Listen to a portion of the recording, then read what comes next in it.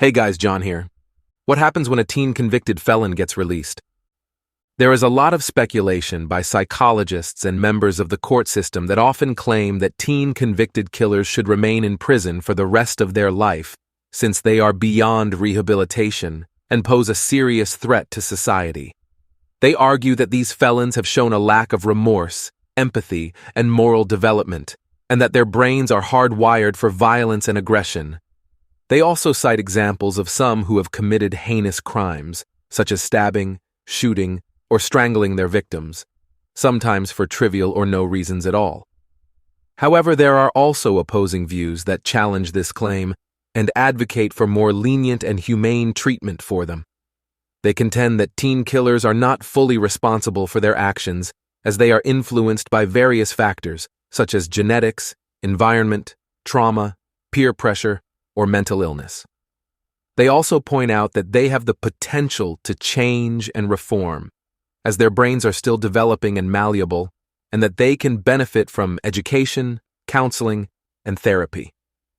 They also appeal to the principles of justice, human rights, and mercy, and argue that they deserve a second chance at life. In this video, we will talk about why so many people say, once a killer, always a killer. This is the story of Tony Alvin Ables, serial killer documentary, episode 1.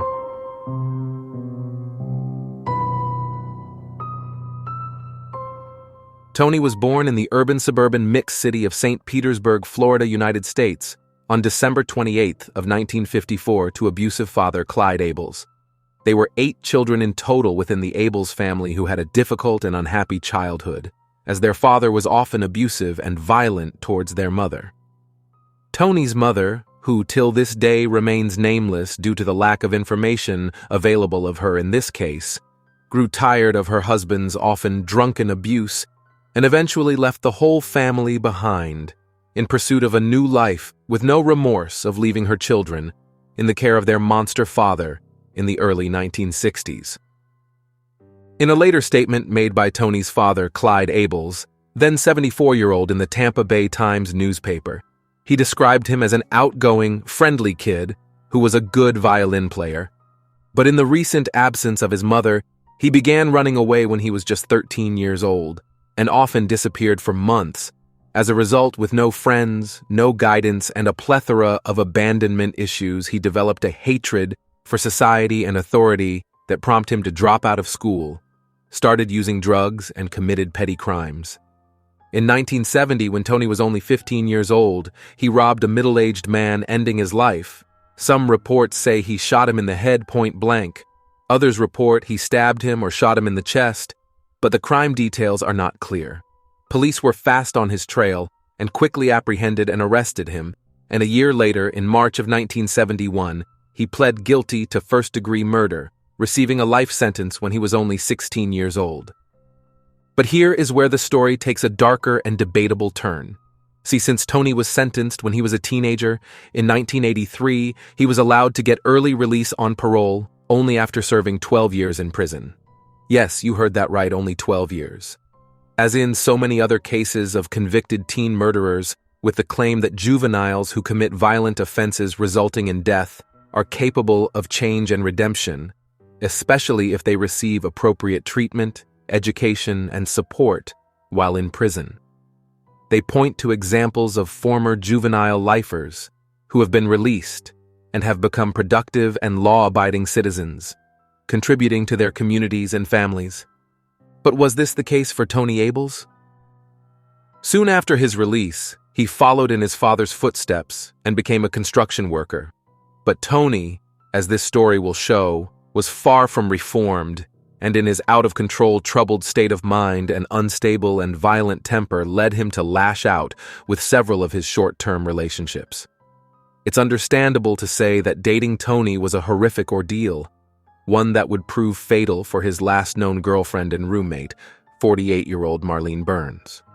One late night on Monday, June 4th, 1990, an argument between Marlene and Tony sparked.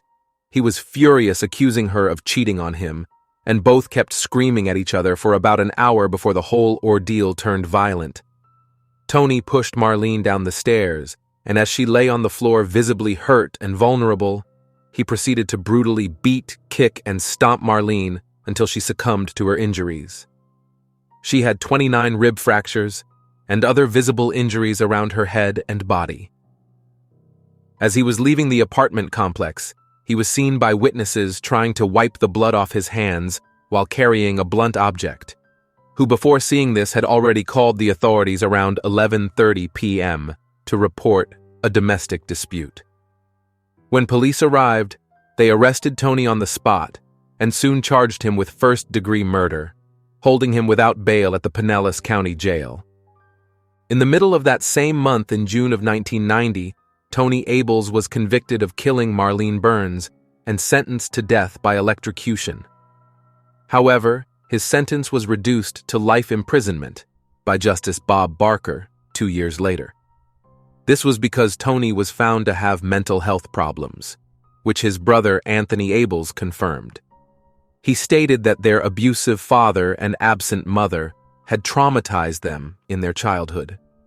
It is fair to say that if this had been considered before Ables was paroled in 1983, Marlene Burns might have been spared from this brutal and unjust murder. But as we know, it is all too late to even discuss how the justice system works and how reliable it can really be when considering a juvenile murder-convicted felon for release. However, the story of Tony Ables' crimes did not end here. As years passed by and DNA technology improved, investigators reopened some old cold case files and discovered new evidence that linked Ables to 2 more murders committed in the 1980s. 1983. Adeline McLaughlin was an 83-year-old retired widow who had moved to St. Petersburg from New York 10 years ago. She was looking for a tranquil and serene place to spend her golden years. She found it at the 10 Ike Hotel, a downtown retirement hotel overlooking Mirror Lake in St. Petersburg, Florida. She lived in a small apartment on the first floor, where she enjoyed the view of the lake from her window. Her neighbors at the hotel described her as a slender and stylish lady who was quiet and reserved. She did not indulge in gossip or idle chatter, but was friendly and polite to everyone. She often sat on the veranda of the hotel, rocking on a chair and gazing at the water, living her days in a peaceful way. In a dark early morning of Saturday, June 25th, Adeline was woken by an intruder who had smashed a window of her small first-floor apartment. She saw a shadowy figure standing in her room. The intruder saw her lying in bed and approached her with a menacing grin.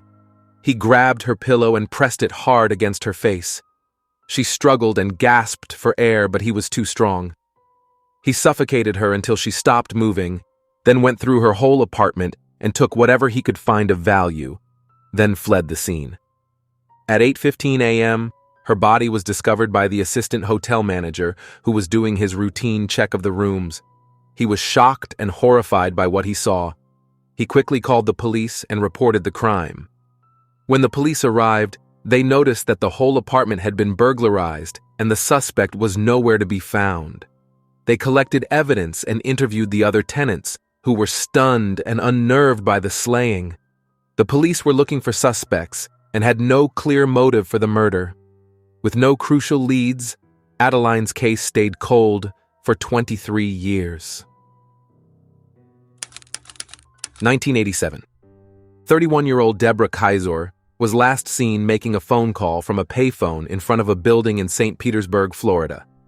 Little is known about her life, only that she was born in April 18th of 1955 in Riverside County, California, a 1973 graduate of Clearwater High School, and that later in life she found herself living in a transitory home for the mentally ill in St. Petersburg.